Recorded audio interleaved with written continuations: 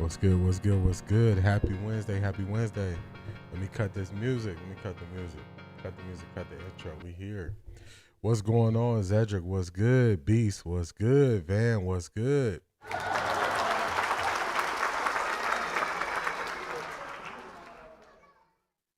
right, solid. Finish my sound check live, so we good there. How y'all feeling on this Wednesday? How y'all feeling?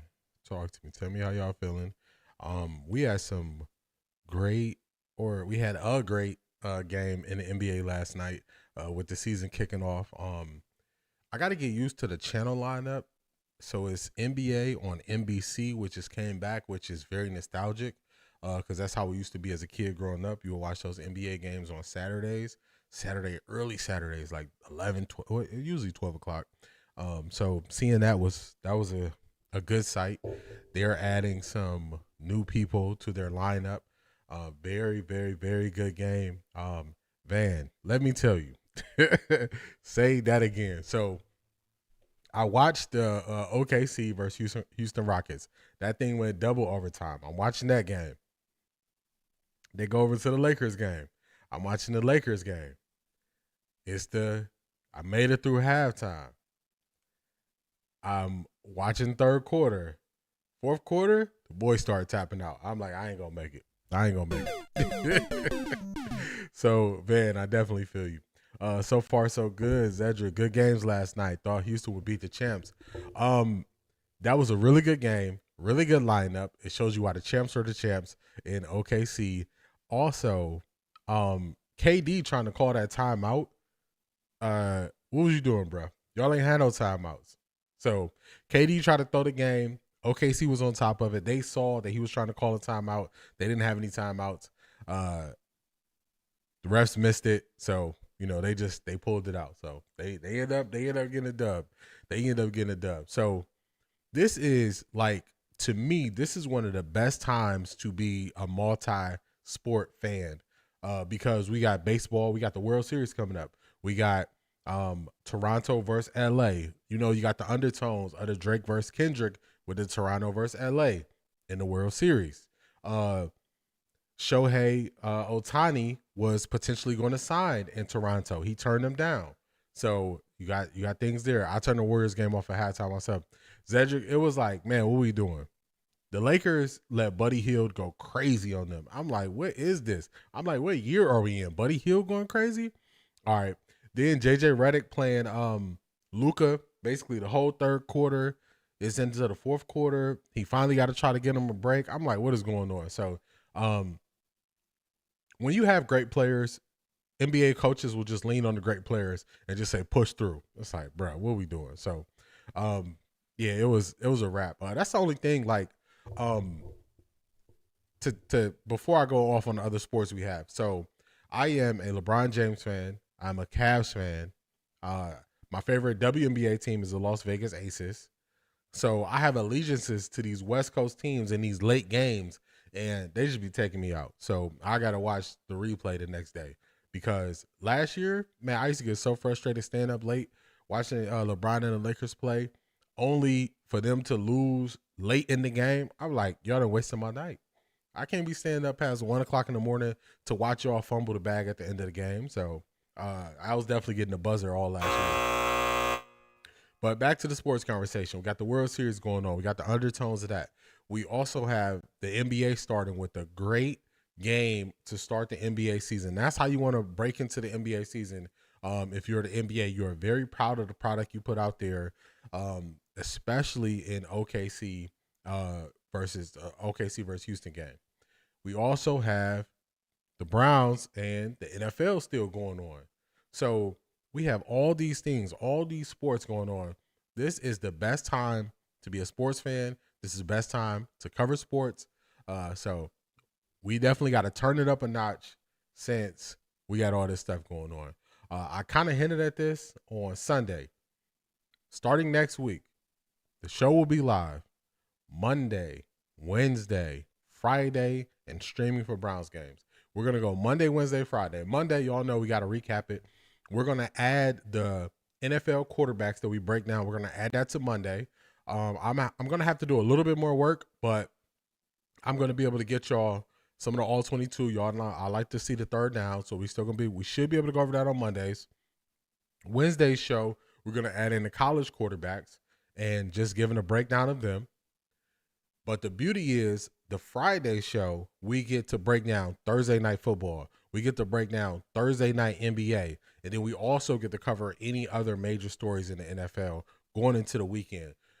Because I do kind of leave y'all, I leave y'all towards the end of the week. You know, the boy work, I do that Sunday, Monday, Tuesday, Wednesday. I work my 4 days in a row and I get my 3 off. You know what I'm saying? Like I'm a nurse or a doctor or something. So starting next week, we go on Monday, Wednesday, Friday. Depending on how things go, what happens in the NBA over the next couple of days, I might even pop up on y'all on Friday. So just be looking for the notifications. I might pop up on Friday and talk Thursday night football, talk NBA. That's why I don't want to be boxed in. I enjoy different sports, and during this time is no greater time to talk all these different sports. So y'all gonna get more of me. Hopefully y'all enjoy it. I'm adding something different to the show, y'all. I'm adding something different. As I was watching the NBA on NBC last night, I noticed they had a clip and a segment with Michael Jordan, and I was like, man, this is gold. So I said, we're gonna add that to the show. I was looking at some stuff, and we always hear Mamba mentality and everybody rocking the Kobe's during the NBA season. So I said, we got to get something from Kobe. And then I said, you know what? We got to look at one of the all-time greatest athletes ever, just in the height of, you know, his confidence and height of his skill set, very sharp mentally. And we're going to start off with some motivation on this Wednesday with 3 back-to-back videos of some of our legends that will definitely live on forever. You know, they'll be talked about forever. So let's get to the first one. Let's go here. Take you down. All right. Now, I went down this rabbit hole with Muhammad Ali where I heard this clip in a Lil Wayne song. I'm going to be transparent. But it led me to watch Muhammad Ali documentaries, all type of stuff about Muhammad Ali. I'm rewatching his boxing matches, everything. Just a great story, great life story. He had adversity, he had ups, he had downs, he had people coming against him. So just a very great story. But we're going to start off with some motivation. And this is him just talking his talk, and I love it. Boxing, George, and I'm better now than I was when you saw that 22-year-old undeveloped kid running from Sunday Lister. I'm experienced now, professional. Jaws been broke, been knocked down a couple times. Bad. Been chopping trees. I done something new for this fight. I done wrestled with an alligator. That's right. I have wrestled with an alligator. I done tussled with a whale. I done handcuffed lightning, throw thunder in jail. That's bad. Only last week, I murdered a rock, injured a stone, hospitalized a brick. I'm so mean, I make medicine sick. Man, dude. Yeah, fast. Last night, I cut the light off in my bedroom, hit the switch, was in the bed before the room was dark. Incredible. Fast. Incredible. And you, George Foreman, all of you chumps are gonna bow when I whoop him. All of you. I know you got him. I know you got him picked, but the man's in trouble. I'm gonna show you how great I am. Who knocks out everybody. And man, the very end of that, I'm gonna show you how great I am. Man, that is definitely some motivation. That is something there's a level you want to strive to. That's a level of greatness you want to get to. That's where I want to be. As we get all these sports, I'm like, man, I want to show y'all how great I am. I want to show y'all how much work I put in. I want to show y'all how laser focused I am, to just give you the best content and just give you a different viewing experience when you tap in with me. So that's one of those things that just get me fired up every time I watch it. I can watch that a million times. Let's go to another great, y'all. This is the late, great Kobe Bryant. R.I.P. Kobe. Right about this. I played in L.A. for 4 years. I've never seen you anywhere other than the Staples Center. Yeah. Like, literally. Like, I don't know how you do it, how it happens. I'm like, and I've asked some of my team, like, yo, you ever see? Like, nah, I ain't never. How? Like you the black Bruce Wayne, you take helicopters to the joint. You just appear. Like how did that happen? Well, I was obsessive, bro. I was really obsessive about this game, and like to me, everything was competitive advantage as well. I didn't want to be around guys that see me out and know when I'm not working. I don't want that. Yeah. And I was really about that life. Like I was going at it, and then to know what I'm doing now, I had to prepare for that early. So like at 20, I started thinking about, I got to think about what comes at the end. Right. All right, writing. I didn't know it was going to be films and novels and all that sort of stuff, but I knew it was going to be something around writing. So I had to practice that. So when I wasn't playing basketball, spending time with my wife and family, I was writing. Yeah. So I didn't have time to be going out and doing all sort of stuff. Not to say I didn't do it, but right. At one point, you was writing raps too. I was. Focus. That's that laser focus.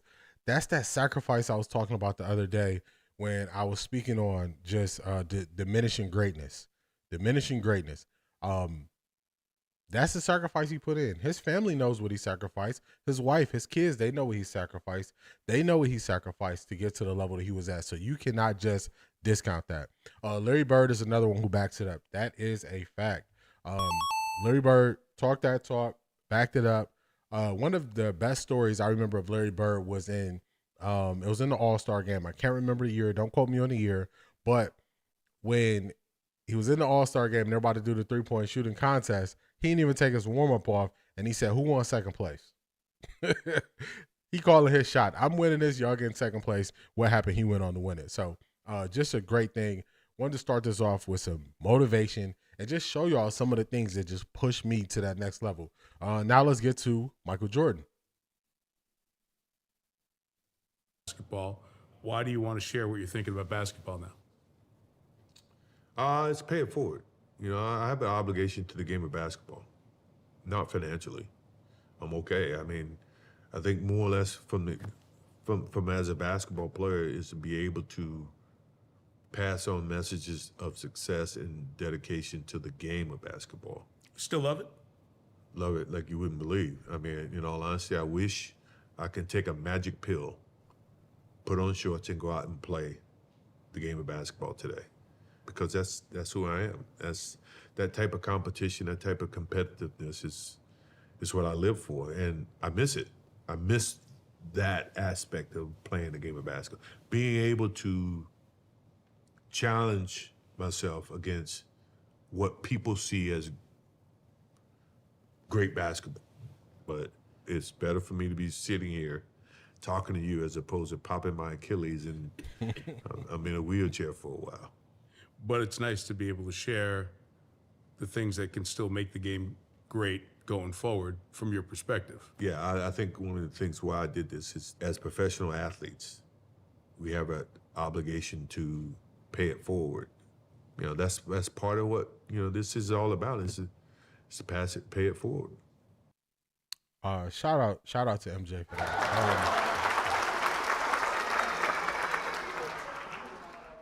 I think it's a beautiful thing when you get to the point in life where when you have success, you acquire a certain level of knowledge and understanding, and you're willing to, pay that forward and pass it along to someone else. So I'm never the person who tells people you should go do this with your money, you should go do this with your time, you should go do this with this. People should do things at the pace and timing when they feel a desire or a want or a reason to go do it, just like Michael Jordan. So that's why he's back, and it's gonna be a good thing. It's gonna be a good thing. NBA on NBC is gonna be a good thing, especially with the lineup that they put together. So just some of that motivation I was seeing, some of that motivation. Let's switch this thing over. So I'm not always serious. I laugh, I joke. So I want to appreciate that, man. I want to start this thing off different. I want to take it to a next level. I'm always trying new things. I'm always willing to try something new just to see, if people, enjoy it. So let's get to some laughs. Now, we get a little serious. We got a little real. We got that focus. We got locked in. Now let's get to some laughs. This is J18 on IG. I saw this a couple weeks ago, And for some reason, IG was giving me a problem with starting off my Offtharecorddee IG account. So they finally approved me yesterday. So this is another element I'm going to add to the show. So if you're on IG, you can follow me as Offtharecorddee. The is THA. I'll post some clips on there. Also, I'll look for things we can add to the show. So if you see something funny, sports related, if you see it on IG and you're like, dang, this might be good for the show, feel free, tag me in it. I'll check it out, see if we can work it into, the meaning and the point of the next show. So let's go. Let's get this thing played. For next week. Oh, I forgot to tell you, Joe. You going to the Bengals. Excuse me? You said what now? You going to the Bengals. I forgot to tell you that. Okay. As a matter of fact, your car is out front right now, so go ahead. I mean, I got to get my stuff. Don't worry about your stuff. Your stuff is already sent ahead. It's in Cincinnati. Come on. Well, this is unfortunate. When this wasn't supposed to happen like this. You see, that's why you're on the bench now. If it wasn't for this situation, Joe, if it wasn't for Joe being hurt, you wouldn't have nowhere to go. You better fix that attitude. They ain't gonna like that in Cincinnati. Oh, I'm going to hell. Dylan? Yeah, Coach. The margin of error for you. Oh, man. Let me see. It's like this. You see that? You see that, Dylan? Yes, sir. That margin of error is, matter of fact, it's a little closer than that. It's right there. 12. Yes, sir.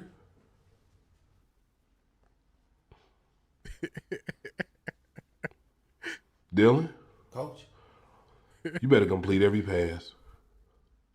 I told you, one pick, you gone. You almost threw one last week. You didn't think I see that to you. I ain't bring it up to you at first, but I saw it. It was toward the end of the game. I saw it.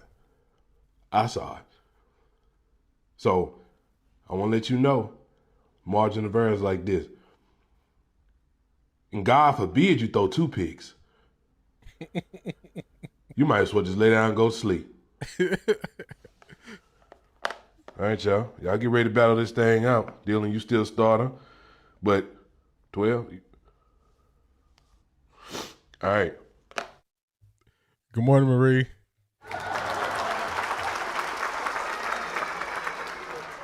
Yeah, I saw this a couple weeks ago, and I'm like, man, we gotta start adding some of these laughs to the show.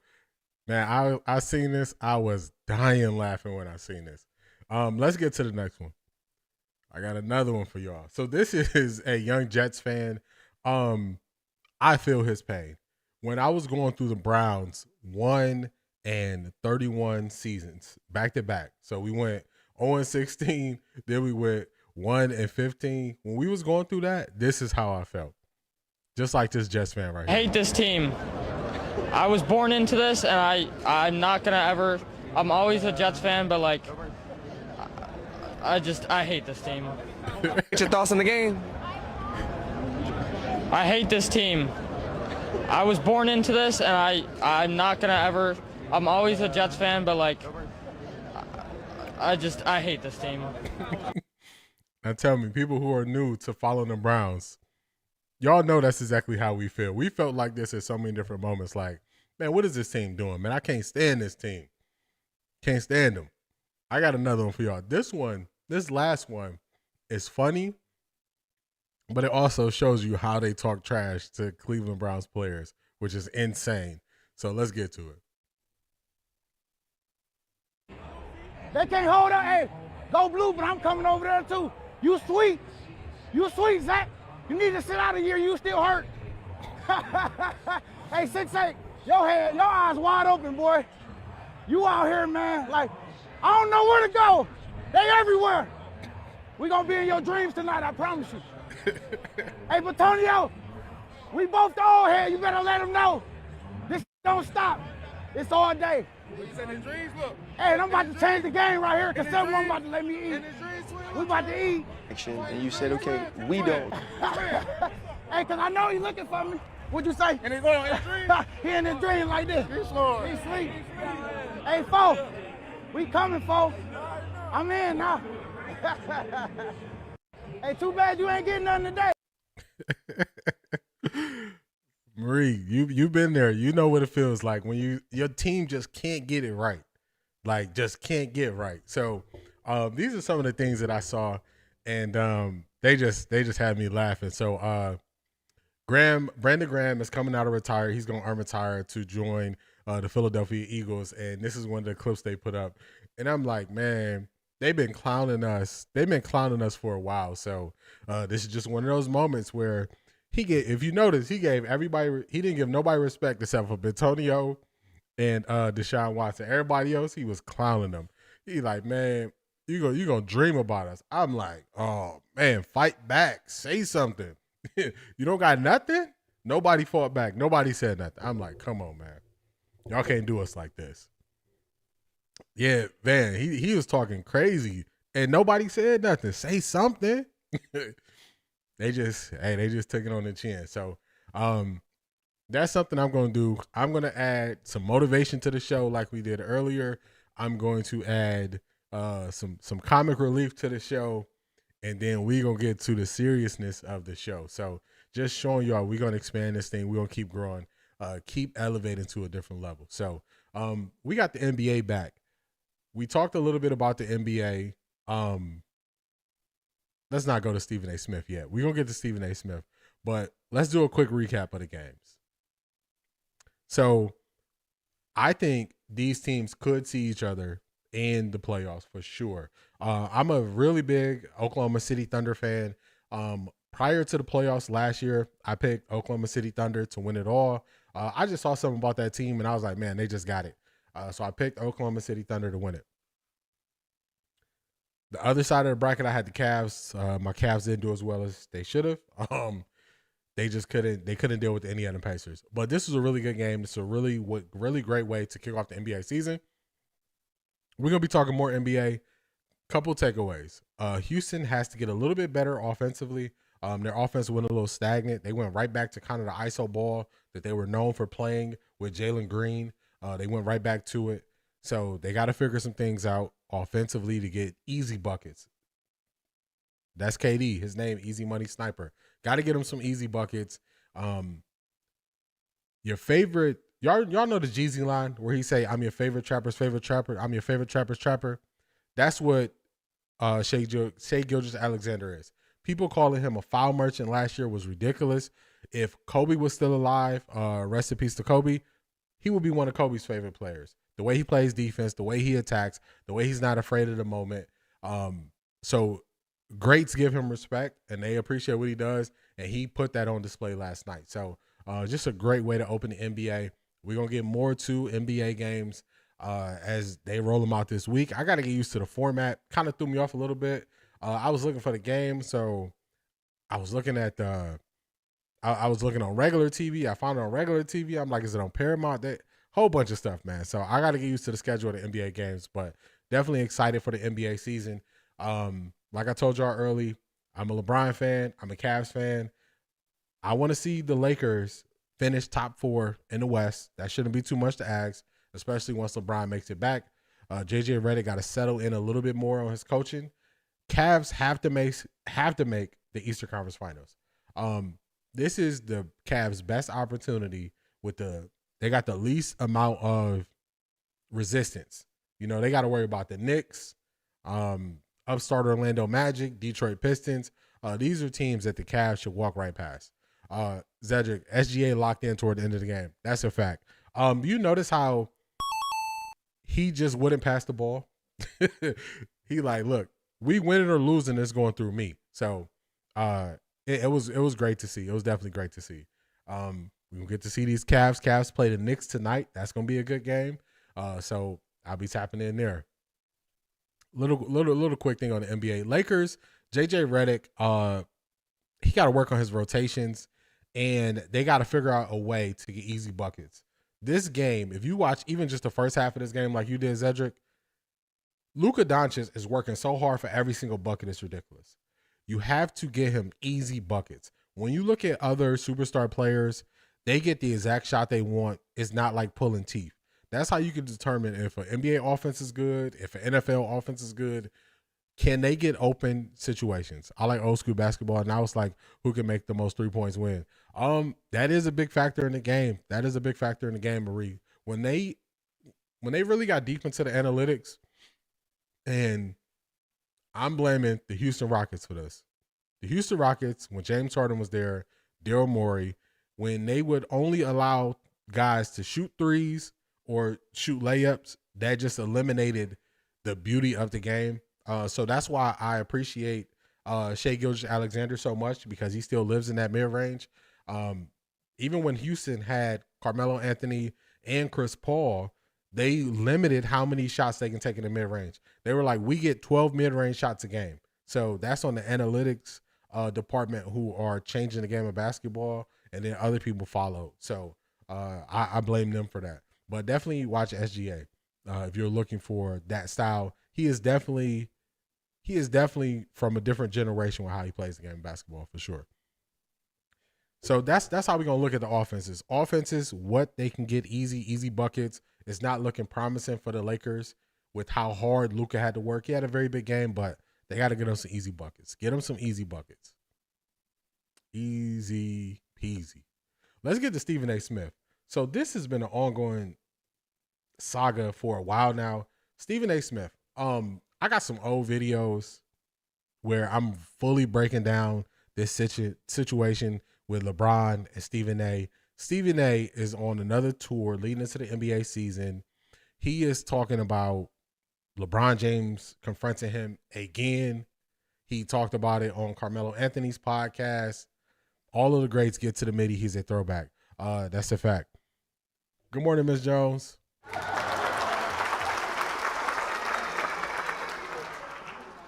He is talking about this again, and I'm going to pull some other rewind clips of stuff I said previously. So I'm like, man, I can't have 4 times in one show where I'm rewinding back the stuff I said previously. So I'm just going to give you all a little recap.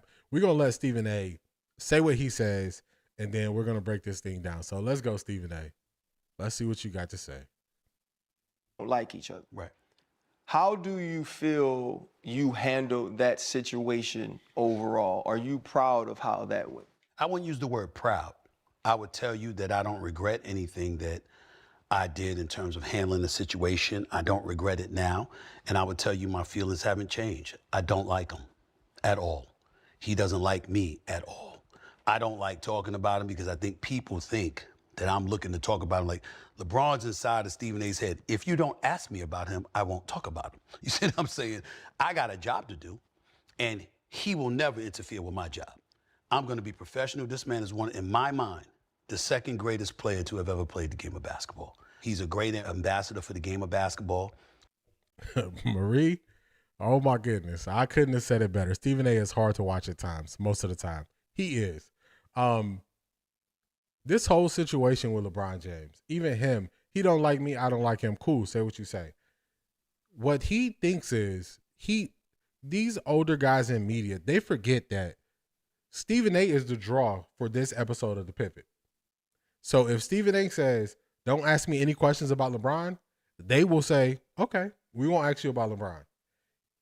He is acting like we don't understand that's how media works. He's acting like if you ask me the question, I'm forced to answer it. That's not true, because if I ask you, what's your girl's name when he was on The Pivot before, what's your girl look like? We want to see y'all outside together. He said, no, I keep my private life private. So he is being disingenuous here when he's trying to use this angle. The timing of these comments are interesting. You don't have to answer if someone asks you. That's a fact.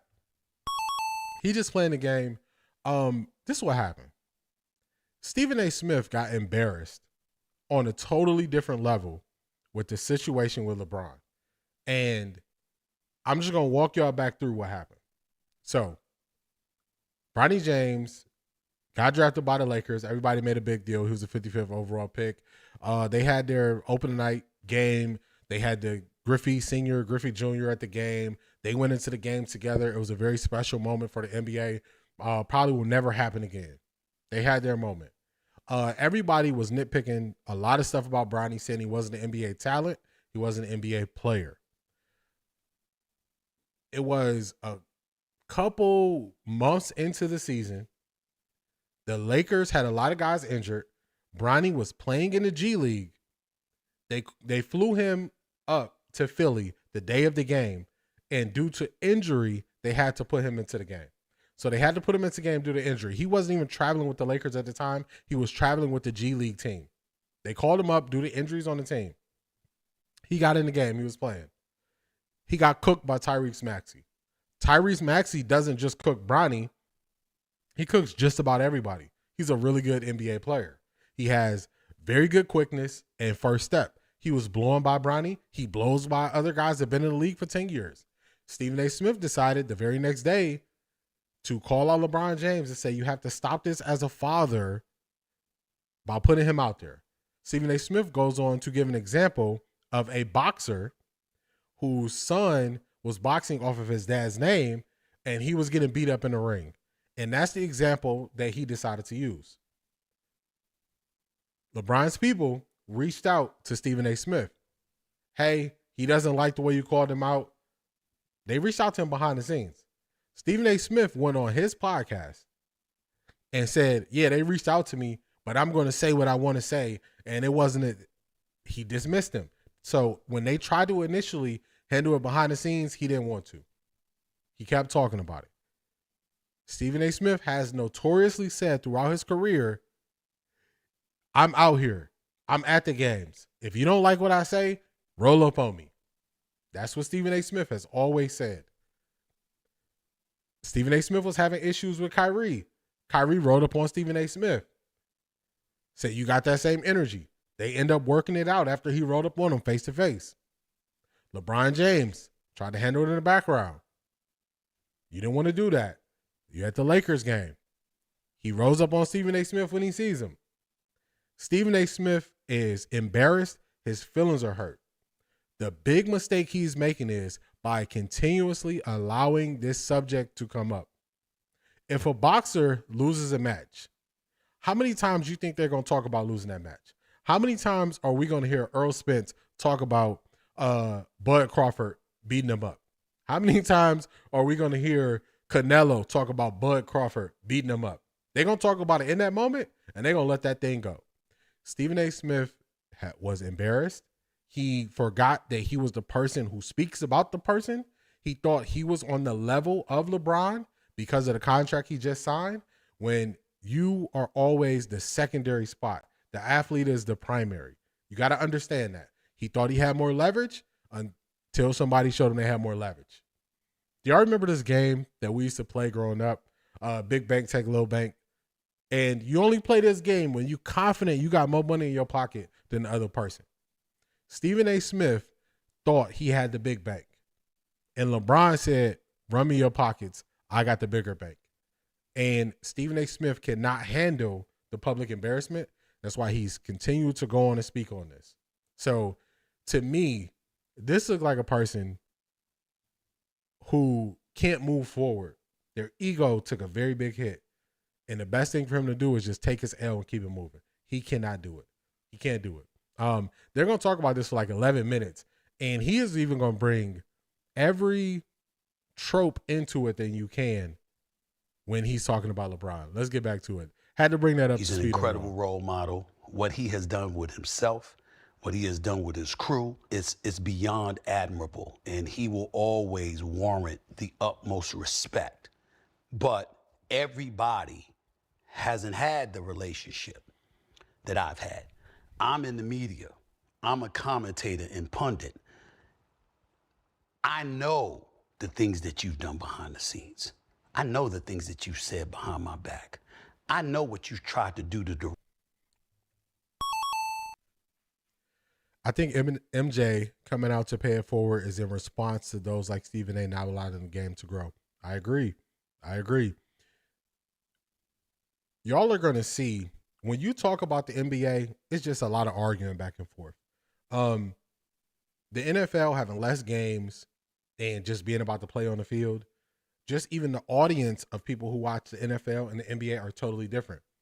Some of my most watched shorts on YouTube are NFL related. Some of my most watched shorts on TikTok are NBA related, and it's because people just arguing back and forth in the comments. It's two different audiences. Exactly. Stephen A. needs to remember we are the guests. That's a fact. This goes into when I was talking about Earl saying that fans care more than the athletes who are in the game. You can't diminish greatness like that, and you have to understand where you are in the pecking order. The athlete is the first. That's who we cover. We cover the athlete. We cover what they do. We cover their skills, their gifts, their abilities. Y'all not asking me how many jump shots I can hit in a row. Y'all not asking me how many, passes I can catch. That's not what this is. You got to understand what it is. Stephen A. Smith is missing the mark because he's kind of been on top at ESPN for long enough that he thinks ESPN is the whole world. And ESPN is where you work. It ain't the whole world. So that's where he's really losing this battle. It's one more part where he's going to get to, because this is long. He talks about this, but something he don't want to talk about, he talk about this for like 12 or 13 minutes. In that light, when you are the normal Stephen A, as you are analyzing the game, talking about the game, talking about what's I might have to call you out sometimes, but you know why I'm calling you out? Because there's a whole bunch of other black people I got to look out for, and they can't make the same errors you just made, because if they did, it would ruin their life. You're ultra talented, so you could get away with it. So I could talk about how wrong you are, but I need to use you as that example because I got a bigger vision. And the bigger vision is to make sure to shield cats from making those same kind of mistakes that will end their careers. You don't have to worry about that because you're too talented and gifted and you've already achieved so much that you don't have to worry about that. But do they look at it that way? Do they look at the big picture? No. Why? Because now this is the part where it really got ridiculous for Stephen A. So you're telling me you were looking out for the athletes when for so many years on ESPN, you got up there, you mocked athletes, you mocked them for any mistake that they make. You made nicknames for athletes when you were up there with Skip Bayless. And now you're trying to tell them you got the best interest of the athlete because after the incident happened with LeBron, athletes stopped messing with Stephen A. And that's when he started to feel, dang, they moving off of me. Why they not rocking with me the same way? Because they see who you are. And any person that does the I could expose you, but I'm not going to expose you thing, man, say what you're going to say, and we're going to deal with it. Say what you're going to say, and we're going to deal with it. So if it's ever a person who is dancing around what they're going to say and not saying it, it's really not that powerful. What they're trying to do is they are trying to do a Jedi mind trick to make you believe it's worse than what it is, and that's why they just won't come out and say it. Stephen A. tried to play that game initially with the LeBron situation to say, why wasn't LeBron at the memorial? Pictures and all that stuff came out. It was a really big story if LeBron was there or if he wasn't there. So he had to backtrack on that. So what he thinks he has or what he thinks is relevant, time is moving forward. Old media does not understand people pull receipts when you say stuff now. Media moves different. Looking out for himself like always. That's a fact. He also is going to get to, oh, LeBron said this to me because I'm a black man. And he says, oh, what white man did he go up to talking to like this? And then you have to ask yourself the question, who called him out as a father like you did on the biggest stage in media? Nobody did. So it's not even an apples to apples comparison. If it was Stephen A. saying this, and then it was also a co-host of Stephen A. Who was co-signing this, he probably would have called both of them out. But that wasn't the case. So Stephen A. doing Stephen A. things and being Stephen A. So that's gonna be a buzzer for Stephen A. I just wanted to bring this up. I'm not gonna talk about this no more. I got hours worth of podcasts breaking this down. So that's Stephen A. Smith and that's him. But I thought it was interesting. He went on 2 different shows and is telling the same story and the same narrative. The other one was 7 p.m. in Brooklyn with Carmelo Anthony. So Stephen A., stay where you at, brother. Keep talking about sports. Let's get to the NFL, y'all. Let's get to the NFL. Let's get to the Cleveland Browns. And if you've been here for a while, you know that one of the things I take pleasure in is seeing things play out before they happen and me actually saying it and me putting it on wax and then being able to go back to it and hit y'all with a rewind and say, hey, look what I said. So that's what we're about to do right now in this next clip. Bush. All right, so you see, y'all can't see it, man. I'm at the bottom of the screen on here, but this is one of my old clips. I'll tell y'all the date. Where do I get the date? Description. This is from July 16th. I'll put this out. July 16th this summer on my YouTube channel. We're going to the NFL, y'all. Has a great question, and the title of this video is, are Browns... Stephen A is working his way to being Jason Whitlock 2.0. He is definitely running towards that spot. What they're doing is they are using their fan base from talking about sports and dipping their toes into the political space on a separate show so they can try to merge the audiences to have a bigger show. So some of the biggest platforms on YouTube, they speak on politics and sports. Some of the biggest platforms, the most viewed when you look at genres. So they're trying to merge those genres to grow and take on more viewership. So that's what it's all about. They do the same thing. They do the exact same thing. They just word it differently. But Jason Whitlock, I stopped. That's one of the people that it doesn't really matter what he says. I don't put him on my podcast. I don't break down what he says because it's like, I know what you're doing. I know you're doing it for clout. Fans fed up with local media coverage. And we're going to let him give his example, and then I'm going to elaborate and go a step further on what I think it is. Yeah, that's great. He's a 5th-round pick, but once you get here, it's about evaluating what he does in New Jersey, right? Exactly. And I thought about it, and I tried to figure out why a lot of people think that way. And I had to go back and say, the Browns haven't won anything since 1989. They haven't even won a division since 89. Mm-hmm. And I remember us talking about the year I was born. We used to talk about that on the pregame and postgame shows all the time. And what happens is there is a level of maturity that the media and the fan base gets to when you're covering or watching a team that has success. I believe that Shedeur Sanders is beast. I did see that. Part of it is on the docket today. Is like thunder and lightning. You get thunder and lightning, you don't think about it. Let something get struck by lightning close to you. And then you say, man, the infrastructure's bad, the power's out, we got trees falling. You see all the things that are bad after it happens. And that's what Shedeur Sanders is to the local Cleveland media. We have all these eyeballs on Cleveland and everybody's tuned in. They want the Shedeur information. You have the local media being highlighted and they're dropping the ball. And you realize it doesn't really seem like they really want to do this job, or it seems like they might have a different agenda. It's going to be times where you're going to get a shock and stuff is going to have an immediate change and it's never going to go back to being the same. As long as Shedeur Sanders is on the Cleveland Browns, what the Cleveland media used to be able to get away with, they're no longer going to be able to get away with, and they got to move forward with the times. So that was me from July. I saw it. I was like, they don't know what's coming. They don't really realize that they're not going to be able to cover the team the same way. They're not going to be able to spin the same narratives. They're not going to be able to do this. And I saw this before. I saw this in the summer. Just like Beast pointed out, the narrative is changing. The viewpoints are changing. Mary Kay is talking about Shedeur's pinpoint accuracy. Tony Grossi, it doesn't look good for Dylan Gabriel. Why y'all switching up now?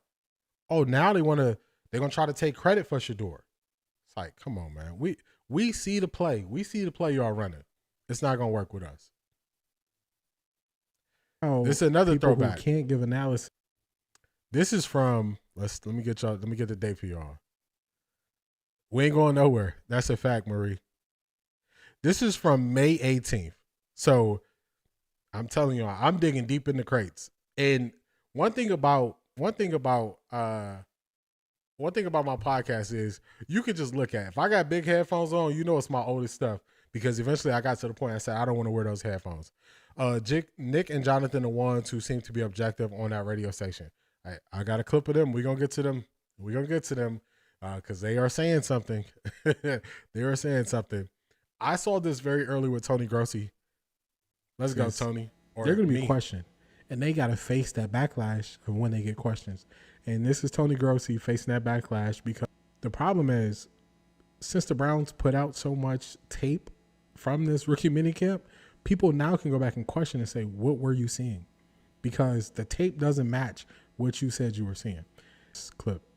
Talked about this much. Nope, not at all. And it's only going to intensify as this thing proceeds. So I've come to grips with that. It's not going to prevent me from calling it the way I see it out there. That's what I'm out there for. I'm not out there to spread PR for one guy or another. I'm out there to tell it the way I see it. People are not questioning if you have a bias. People are not. If you can actually explain what you're seeing and break it down, people won't push back on you. People will push back on you when you claim to have an understanding of something and then you can't explain it. And anytime you're playing football as a quarterback, an interception is never a positive. So they're calling out the fact that you watched that, you never reported on the interceptions, video came out of the interceptions, and then people are going back and saying, this doesn't match what you told us you saw. That was when Tony Grossi was saying Dylan Gabriel was playing better than Shedeur. He didn't speak on the interceptions that Dylan Gabriel was throwing, and then the Browns put out video evidence of the interceptions that Tony Grossi never spoke on, and this is him melting because people are calling him out. I sent that link from X since Kevin is justifying not giving reps to Shedeur as the two, but was giving reps to DG when he was the backup. All right, I'm going to check it on X. I'm going to play the, what we got? We had another spirited. Actually, no, we're not going to go to them. We're not going to go to them yet. We're going to go to X. So I'm going to check it out. I'm going to check it out there, Zedric. We're going to get to Tony Grossi first. Let me switch it up so y'all can see it. We're going to see how Tony Grossi is speaking on Dylan Gabriel now. Where you at, Tony?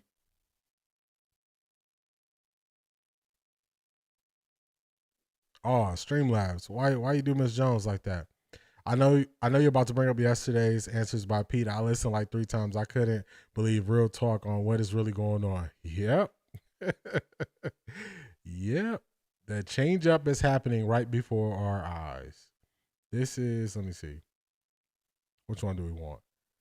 This is the Tony we want. Him to light Let me start it it up, over. except in it's a little worse than I expected because I have a higher opinion of him than most people in the media and certainly than you guys do.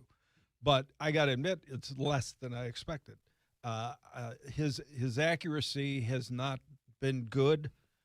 But the drop passes, that disrupts rhythm in a drive and a possession.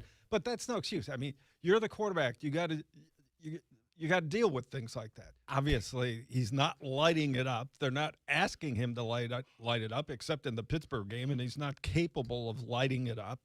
The best I can say about him is he's not losing the games. Okay, now that is really faint praise. I understand. They looking at him like, man, what is y'all saying? Y'all remember that? Y'all remember that from? I can't remember the song it was in, but they just looking at him. Rizzo is not going to be nice. One good game. Dylan Gabriel has underperformed so far in 3 games for the Browns. Reaction, overreaction. That's tough because in my eyes, it's not tough, Tony. Yeah, come on, what are you watching? He's had one good game, which is the Minnesota game. I thought it's not the reason they lost. One bad game. I'll let you answer. Which I blame let him answer the question. On the game planning and the game management. And one game, which was this one. So, in my mind, he's underperformed. Okay. Aaron. But I don't think he's underperformed in their mind. He's underperformed what you told me you were seeing in training camp. I know that. I don't know what the Browns thought. They liked him enough to draft him with the 94th pick in the draft, and I think he's looked pretty much like a third-round rookie quarterback to me. In his 3 games under these circumstances, he's looked better than the number 1 pick in the draft, Cam Ward. You think Dylan Gabriel's outperformed Cam Ward? Yeah.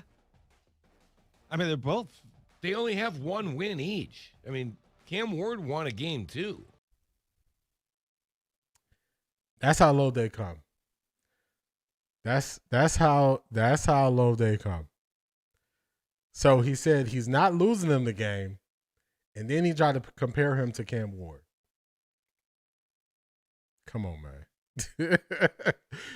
Tony, you told us he threw a great ball. You told us he was a great processor. You told us he was accurate. You told us about these tight spirals he was throwing. None of it means anything to actual NFL games. He is not processing well. We watched the tape yesterday. He's not processing well. He's not seeing it. He doesn't understand the point of the plays that they're running to be able to execute. He doesn't have accuracy past 10 yards. These guys are a joke. They're a joke. Grossy don't stand a chance with Rizzo. It's a fact. It's a fact.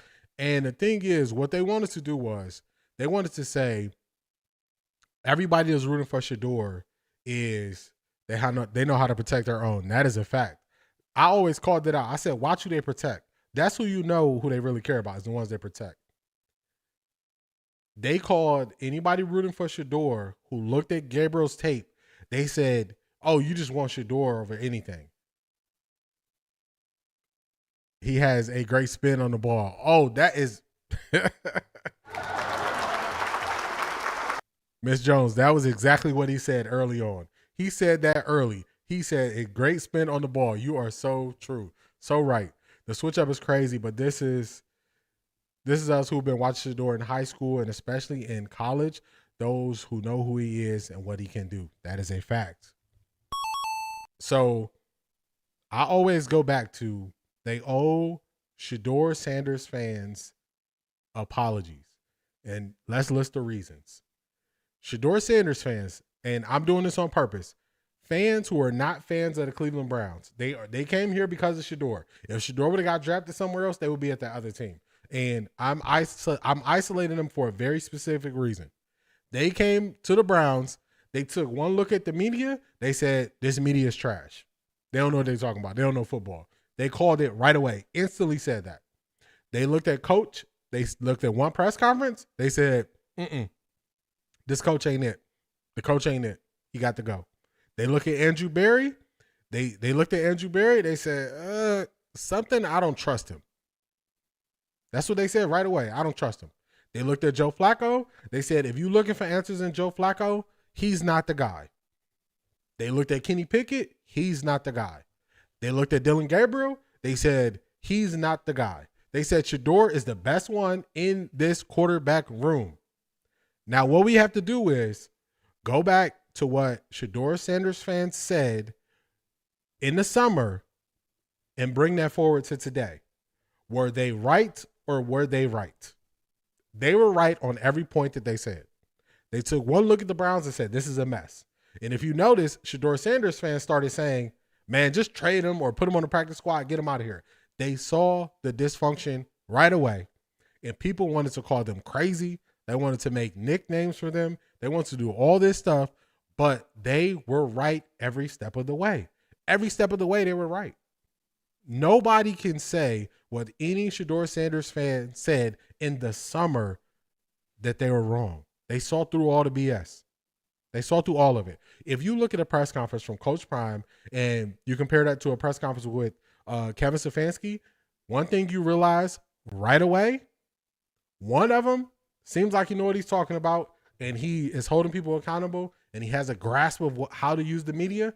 The other one, he seems like he's trying to outsmart everybody around. You look at the GMs, you look at other teams, you look at play calls, you look at all these things, they were right the entire time. And that's the point that the Cleveland media does not want to get to. They don't want to just come out and say, man, y'all was right. Asante, I was born and raised in Cleveland. I don't like how they treated Shador. And if Shador leave, I'm going with Shador. After Browns, they exposed their own organization. That is a fact.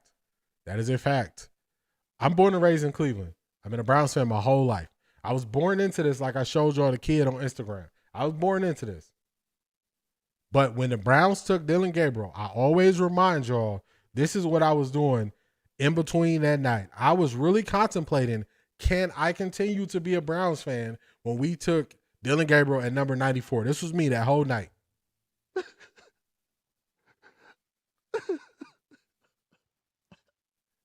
That was me. I'm telling y'all, I was up to about 3 o'clock in the morning that night. It was after the second night of the draft going into night 3. And I was really contemplating, can I really do this with the Browns? Or am I going to have to be a Pittsburgh Steelers fan? Am I going to have to be a fan of wherever else he goes? Yeah, the bot is crazy. The bot is crazy. He goes through moments. He been letting Van live today. I probably shouldn't even say Van's name because the bot usually just be getting Van for no reason. So the bot, it be going crazy. It be going crazy. So Now everybody sees it. And that was me. I'm like, I probably won't be a fan of this team no more. This team is crazy.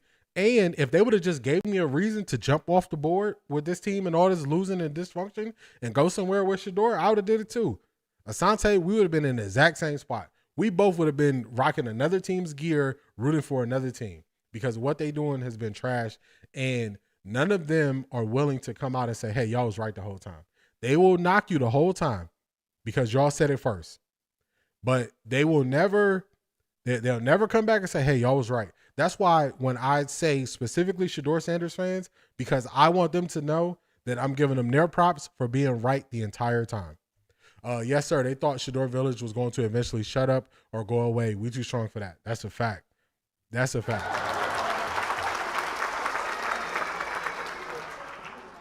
Y'all remember that old Cash Money song? Cash Money and No Limit Versus coming up. So y'all remember that old Cash Money song? Cash Money is an army, better yet the Navy. That's what Shedeur Sanders fans are.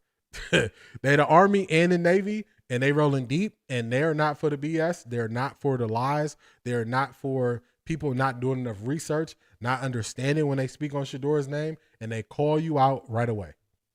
Right away. So let's get to it. Let's get to the next one. Next up, we got, this is, I believe this is the afternoon drive. This is the afternoon drive. We're going to watch a little bit more of Dylan this. Gabriel conversation. And something, I did hear the morning show's take on that today, and I understand the central point they were making. I think we've all been a little too mid, that was the wrong word. We've all been a little too low-key on this quarterback room because we know that it's been bad, and I think it's stifled a lot of the conversations we should be having. And Zedric, I can't even knock you for it, man. I can't even knock you for it. Funny thing, little subtle thing. I used to wear brown tats for every one of my podcasts. Sometimes I'll rock the Guardians. I said, man, I'm getting my own logo because I might be switching over. So I definitely understand you being hesitant, Zedric. I definitely get it. I think I think a lot of people in media have just checked out on Dylan Gabriel, and I don't think it's made our product any better. Like, I think we should be having spirited conversations about every one of these quarterbacks, no matter if we think they're going to be great or not, because I think the whole point is I don't think you should ever dip the bar below is who's starting a starting caliber quarterback. And if you've got one, well, that's a different conversation, right? If you've got a proven starting quarterback, different conversation. But if you're just looking to stabilize the position, that to me is what that conversation earlier today was about, and our Dylan dust up yesterday as well. I mean, I think that's kind of what Dylan has shown you to be in many ways, and that's I don't know. The part that just befuddled me was the idea that, and maybe we just brought too many metrics into the equation, or maybe we brought too many different ways of looking at it, because there are different ways that one tells one story, one tells another story, but there's some context that I think is needed within that discussion. But I don't like any part of the idea that now I feel like I'm on some sort of Dylan Gabriel defense, which I've never been a part of to begin with anyway, and I also don't really want to be a part of to begin with. Like, he's a backup quarterback. I want to see Shedeur Sanders play football. Ultimately, that's my end goal, but I don't know. I didn't think he was a problem in a 25-point win. That's my end point there. So, with that being said, you have been on, when it comes to Shedeur, that there's going to be a time where the narrative starts to change on Shedeur. And you'll see it. You'll see it piece by piece and week by week, and it's gonna like temperature rising in an oven. It's just gonna keep rising and rising and rising. And this is where I thought Mary Kay is speaking exactly to what we've kind of seen in the past couple weeks grow and grow and grow, and now it's hitting a boiling point. And here was Mary Kay earlier today on this very station talking about Shedeur Sanders' development in elite accuracy. I think his development has gone really, really well behind the scenes. That is what I'm hearing with the people that I've talked to. He's doing a really, really nice job. He's making progress in every way, including in all of those ways that they really needed him to, just in terms of being able to get the play articulated. He's really coming along. And the thing about Shedeur, I've written this so many times, I've said it so many times, but he has elite accuracy. And that's the place where I think he has Dylan beat, is in the accuracy piece. But you have to be able to get to that point where you have time to throw that ball and you're getting it out fast enough so that you can get it there on time and all those kinds of things. But I agree with that, Zedric. Jonathan been reading the tea leaves for a while too. Yeah, he's been saying for a while that they're going to try to take credit for Shedor's play when he finally comes out. I always told y'all that Shedeur was going to be the get out of jail free card. He was going to be the big joker. Things go bad, they're going to use his success as a way to try to keep their jobs. Did y'all hear what Mary Kay just said? And maybe this could just be me, and this could just be because we've heard so many people speak bad on Shedeur. I don't like the fact that she's saying he needed to get up to speed on articulating the play. That is ridiculous to me.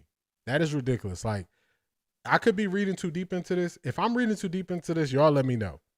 But I don't like the things that point to he can't read. So if you notice, every Browns quarterback, they have a play sheet on their wrist. They call a number. So Kevin might be in the headset and he might say, all right, man, it's 3rd and 4 here. We're in field goal range. You don't got to take the first down or get rid of the ball. We got 3 on the board. Call play 19. That's what he's going to say. Then he's going to open it up and he's going to read play 19 out to the team. So when they say that, they are saying he can't read. And I take offense to that. Like, stop saying this man can't read. Stop acting like he's illiterate. How do you think he called the plays in college? Like, this makes no sense. It irritates me when I get a little triggered when I hear certain little words like that because I know what they're insinuating. He got Dylan beat in every category. I agree with that. Kevin Stefanski gets no credit. He needs to be fired. Y'all know, Marie, you know I agree with that. They always insult our intelligence. You know I agree with that. Jonathan has been consistent since day one on this narrative. Ms. Jones, I agree with that as well. He was always the one that said he just kind of played a back and forth thing, but he really wanted to just see Shedeur from the beginning.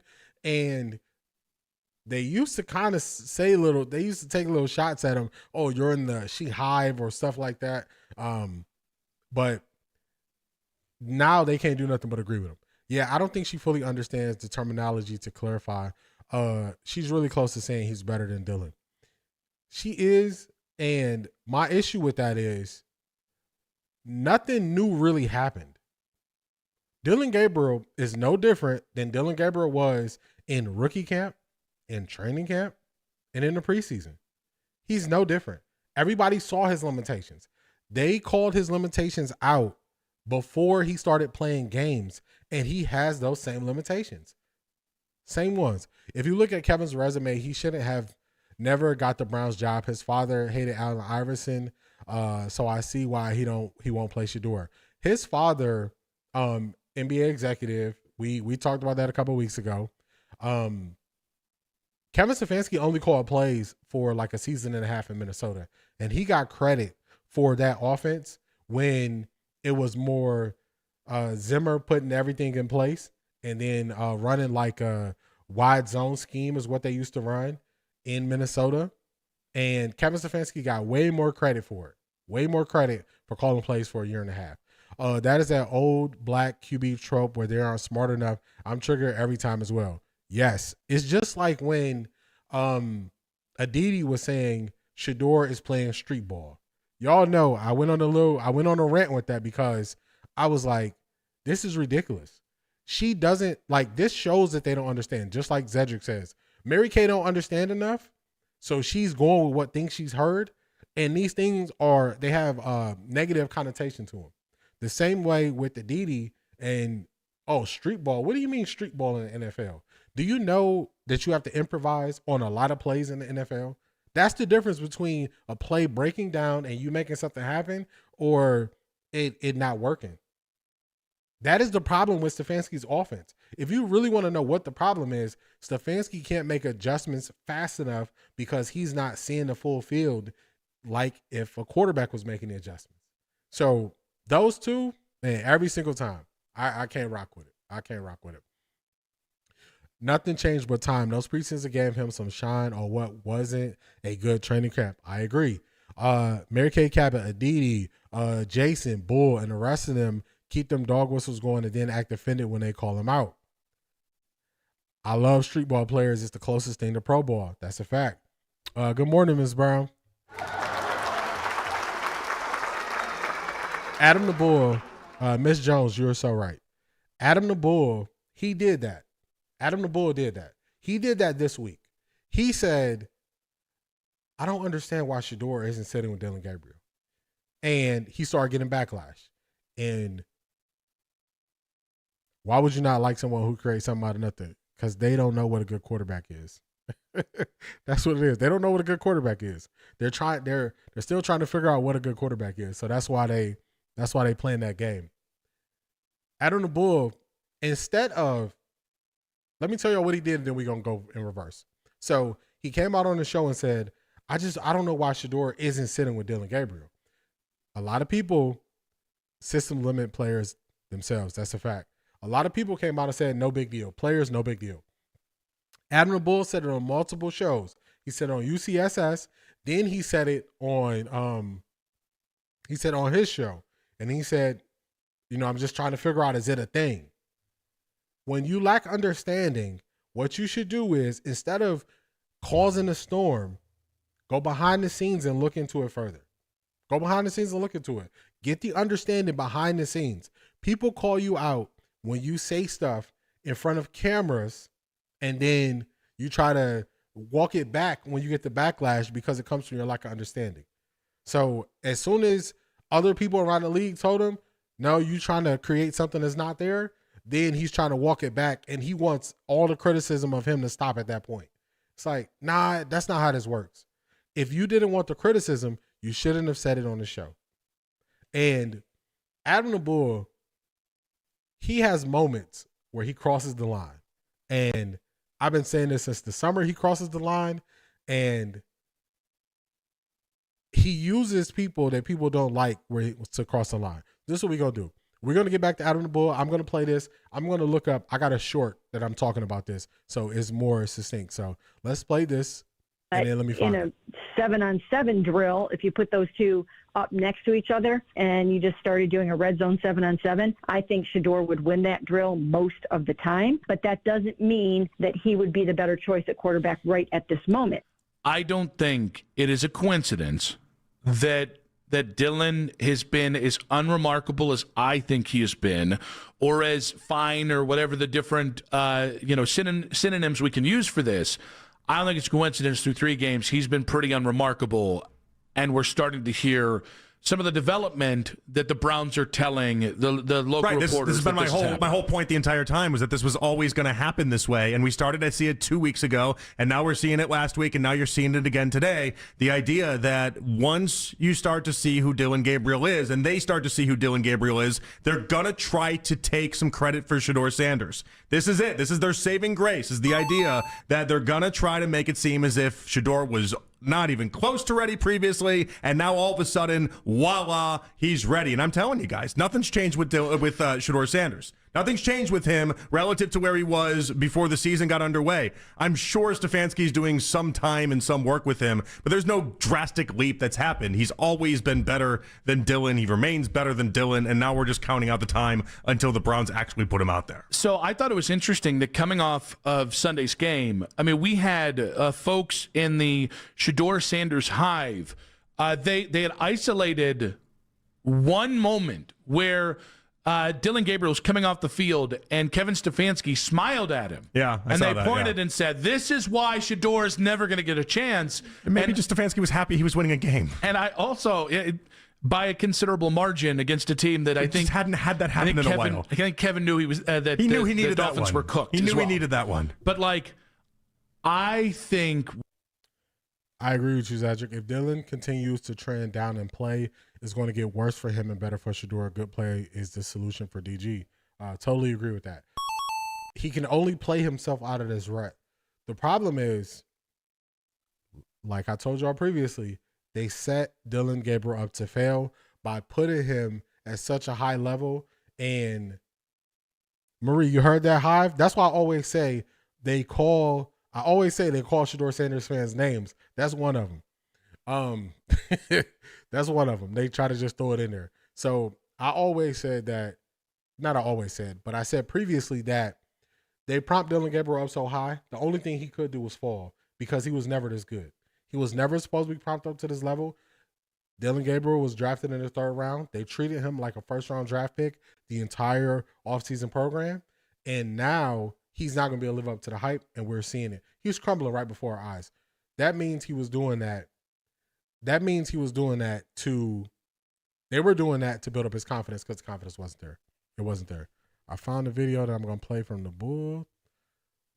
Let's see. We're probably closer to Shedeur playing than even I thought. Like, meaning, I still don't know that. I still don't know that. I hope you're right. They still have to pull the trigger there, and they seem so hesitant to do it. Where do we get that? Because it's only been 3 weeks of Dillon. From the impression I get is what I'm getting.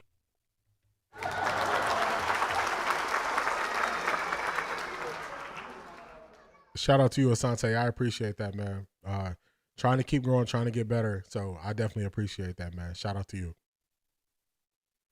Okay, it's not as if I'm not like talking to Kevin and I'm like, oh, Kevin told me the impression I'm getting is that because if they take Dillon and he goes this week and then let's just say it doesn't work out and then they put Shedeur in there, and I think Shedeur is going to be good. I need to make that abundantly clear. But if Shedeur isn't good, then what are we doing? We're just going like every 4 weeks we just have a new quarterback. Meanwhile, you've gone through the 3rd round pick and the 5th round pick and you have nothing to show for it. Yeah, I mean, I think the difference would be you are going back to young players who can get better just by practicing and just throughout the duration of the season. But that's, I think, what they'd argue for Dillon on Dillon's behalf there. No, but I think my point is, like, if 4 games in, we know what we have of Dillon. Now we're going to go Shedeur because we're still competitive. I don't love this idea that there are certain. I think that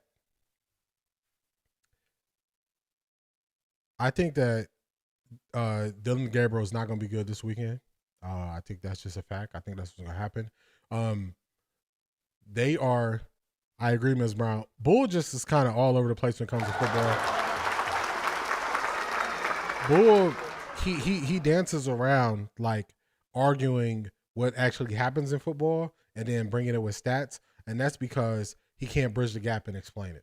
So that's usually the approach he takes. I think Shedeur going to play after the bye. I think it's a really good chance he plays after the bye because this week, New England, I'm doing a show on Friday, by the way.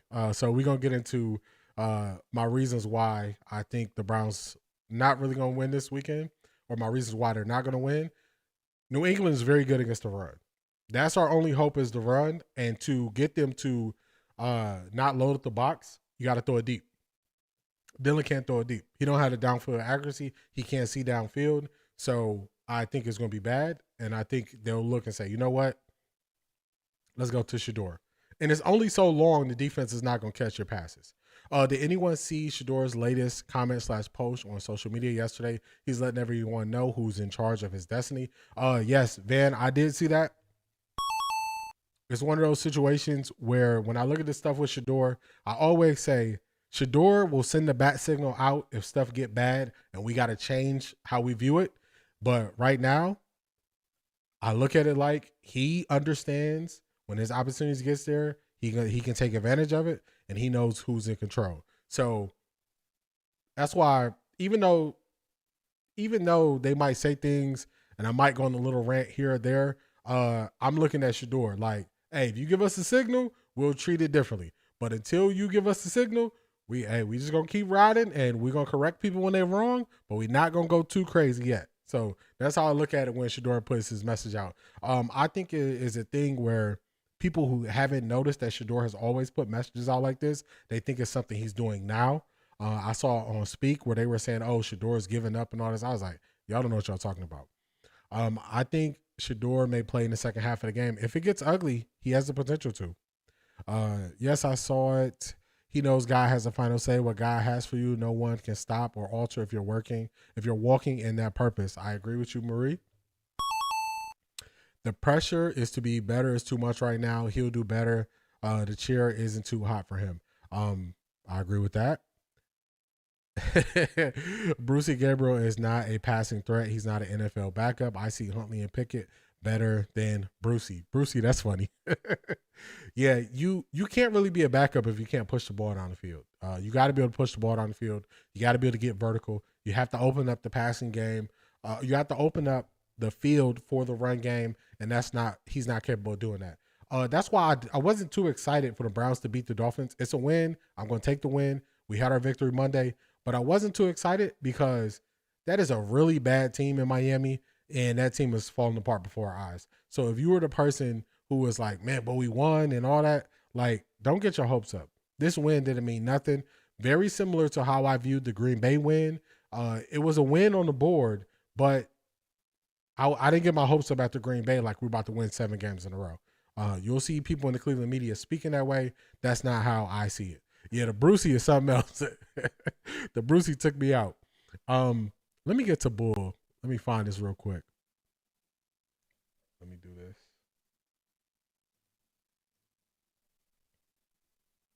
I found the video I wanted to find. Shorts.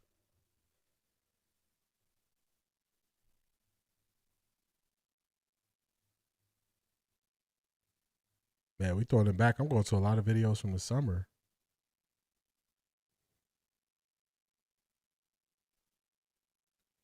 I believe this Sunday Dylan going to find out Shador might get in during the third quarter.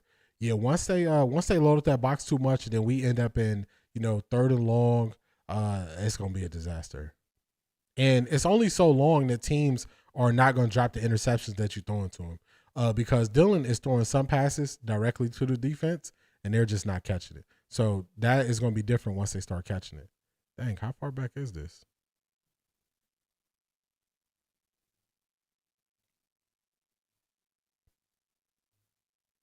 Man, I put out too many videos to, what's the name of it?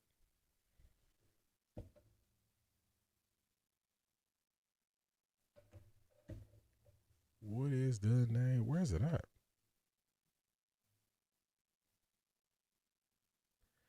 I have way too many videos, y'all. I'm going through my shorts. Man, oh man, it's a lot. But I want to show y'all how Adam the Bull takes shots, and the shots usually just go past and nobody questions it because it's not about a player that they like. Where was that video at?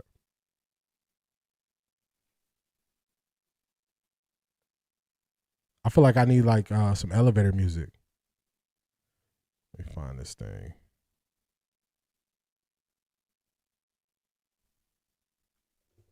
Terrible podcasting by me, y'all. Terrible podcasting by me. That's what we're going to do. I'm going to let this play. People have resigned themselves to, we're not going to see Shador until the Browns aren't being competitive, because then you're not giving Shador an authentic chance to do anything interesting. If he does something, it'll be in spite of the situation you put in. I know, I agree. That's what makes people like myself so mad about the horror deal. Is that if it goes down that way, where you're putting them in games where it doesn't even matter if they win, and in fact the front office would prefer that they lose for draft position, you're not setting him up in any sort of way to have success. Yes, that makes people like myself angry. Well, but that's why, like, I do understand that Dylan getting the win yesterday, some people says, well, he just extended his leash. I think wrong. Winning is important. And if you get a win this next week against New England that you cannot pick apart, that I do think extends his leash a little bit longer. But if he plays the way he did the first 3 games and you're not seeing definitive improvement in the offense, right? If you're scoring 31 points, but that's because you got 7 from the defense, and the other 2 times you got the choicest of all potential field position. I don't think Kevin had, I think he's got 3 games left from right now if he plays the way he did the first 3 games of the season. Now, if they go 2-1, that might change the situation, but just based off his play, I can't see extending this out more than 3 games after it if it looks closer to, or if it looks exactly like the first 3 games. 3 games seems fair to me. I mean, when we first were talking about it, you'd mentioned next week, though, after next week being the end, and that's where I was like, I just don't know that that's happening. But 3 weeks from now, you tell me if they go. That's funny that you're about to lose your job. That is a fact.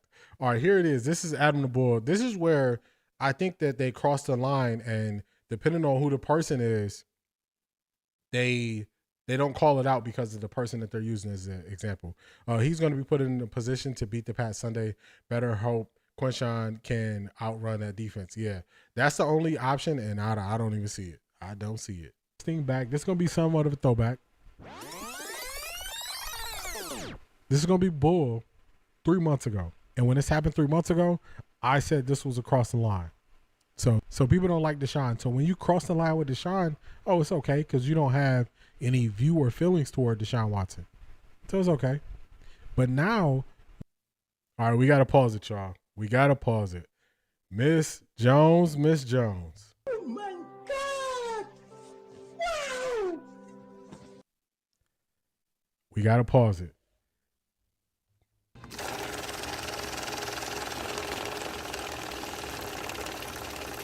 I don't even want to show Bull while I'm giving Miss Jones her props. Let's get Bull off there. So shout out to Miss Jones. She just hit the PayPal. You got one of the best podcasts going. Thank you. I really appreciate that. I really appreciate the words that y'all say to me. Words have power. Words have meaning. And y'all speak life into me to keep putting in the work, to keep going, to keep showing up, to keep doing more. To keep getting creative and to keep putting on a better show for y'all. So I really appreciate it. You definitely got me walking around like this on a Wednesday. So I really appreciate you and I really appreciate your kind words. So everybody shout out Miss Jones in the chat. Please shout out Miss Jones in the chat. I greatly appreciate you being so kind to me. Marie, you know what it is. I got money. You know what it is when I got to stop the show and take Bull off the screen. So, appreciate you, Miss Jones, your kind words and your donation. I appreciate it.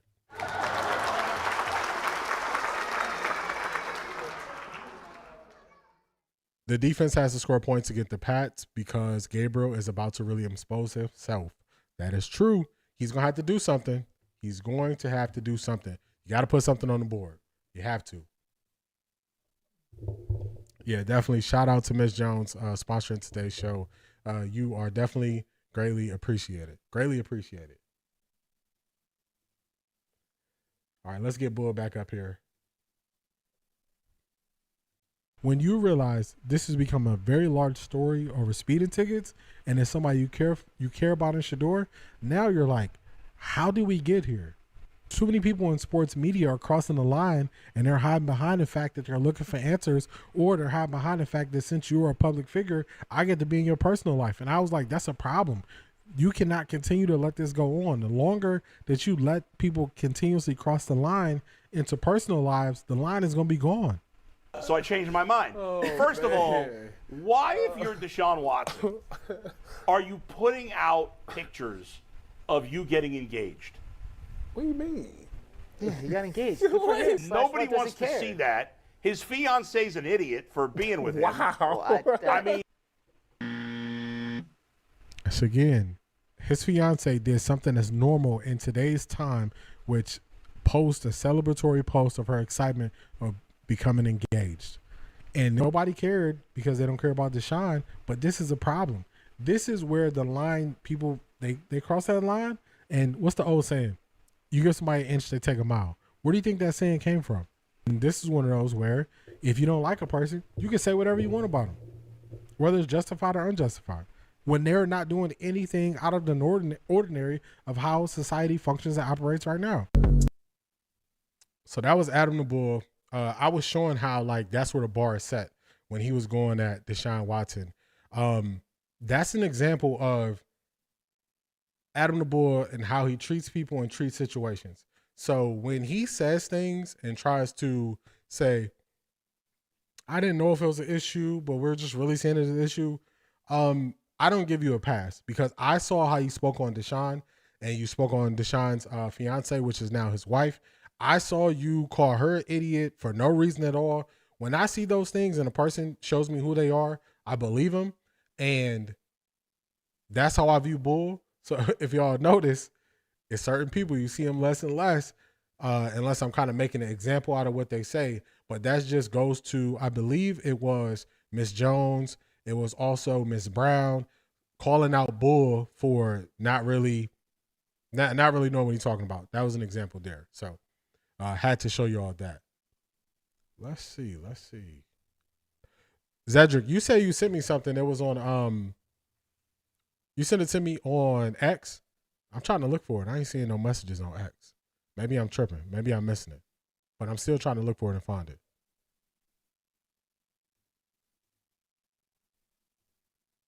Yeah, I got my X up here, so let me know.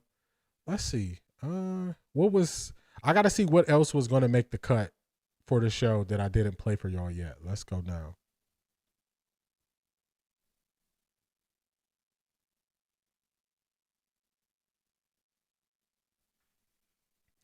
I think for the people who weren't here at the beginning, I think we should play some of the clips I played at the very beginning for everybody. If they talk like that publicly, I can only imagine what's being said behind closed doors. That is a fact. I totally agree with that. So we started off this show. With some motivation, and I told y'all it's this one clip that I could just listen to for so long. I could just keep replaying it back. So I want to play this towards the end of the show, and I got it for y'all here. Who knocks out everybody? This is Muhammad Ali. I'm gonna get back to it. Also, schedule change. Normally I'm live Sunday, Monday, Tuesday, and Wednesday.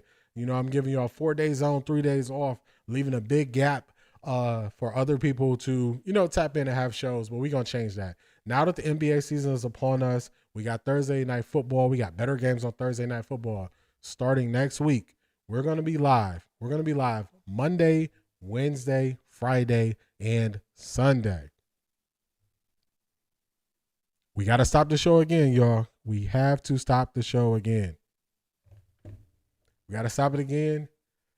Let's go here. Oh my God!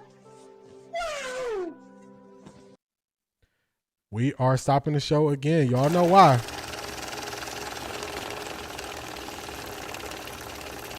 If I stop the show, I'll put that thumbnail up. Somebody just threw their wallet at me.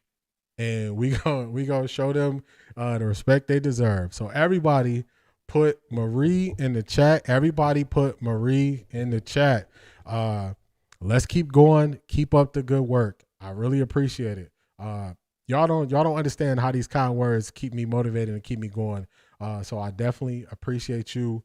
Everybody put Marie in the chat. She just threw her wallet at me, and I appreciate it. I got money. Y'all gonna have me eating some scripts for dinner tonight. Y'all gonna have me eating good. I appreciate y'all. Let's hit it one more time. I got money. I definitely appreciate y'all.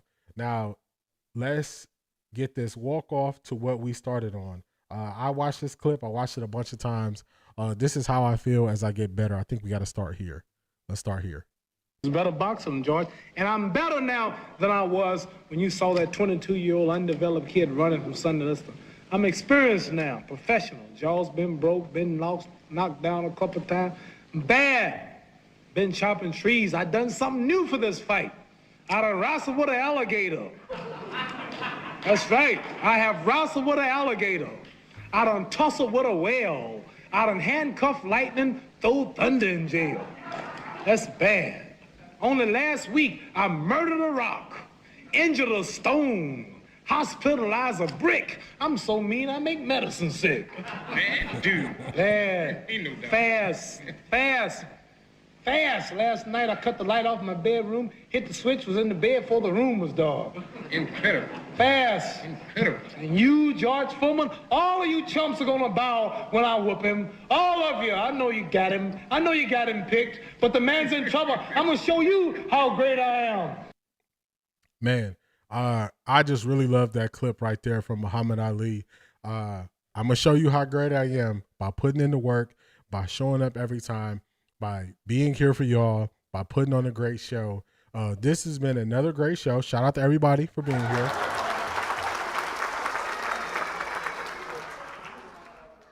Shout out to Miss Jones. Shout out to Marie.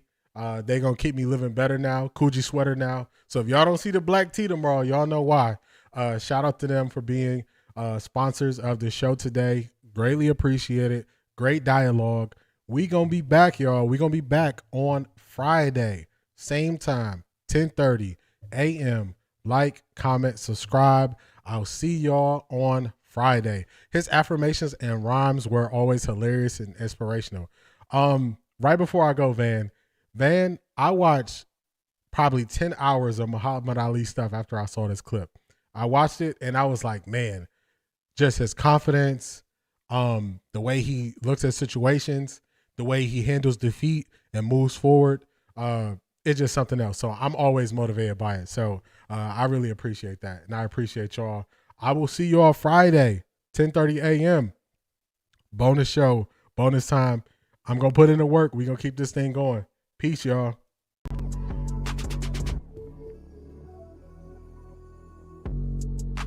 What's going on, Charmaine?